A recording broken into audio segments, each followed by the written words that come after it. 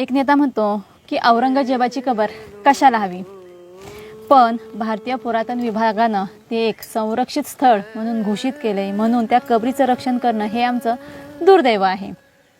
तर दुसरा नेता म्हणतो की औरंगजेबाची कबर हटवण्यासाठी आम्ही तयारच बसलोय. अखेर तुमच्या विक्षोभक भाषणामुळे 17 मार्चला नागपूरमध्ये दंगल झाली. भाषणं ठोकून तुम्ही बाजूला होताय. दगडफेक झाली, हिंसाचार झाला, जाळपोळ झाली, स्थानिक नागरिकांचे, दुकानदारांचे मोठ्या प्रमाणात नुकसान झालं. अग्निशामक दलाचे जवान जखमी झालेत. आग विजत होतो तेव्हा दगड लागला. सगळे मारून फेकत आहेत, ते आम्हाला चाकू तलवारा मारून फेकत आहेत. पोलीस कर्मचारी जखमी झालेत. संचारबंदी लागू झाली, लोकांना अटक झाली, लोकांवरती गुन्हे नोंद झालेत. आता हे गुन्हे विक्षोभक भाषण ठोकणारे नेते स्वतःच्या अंगावर घेणार का? औरंगजेबाची कबर तुम्हाला हटवायची आहे, मग ती कबर तुम्ही स्वतः जाऊन हटवा ना.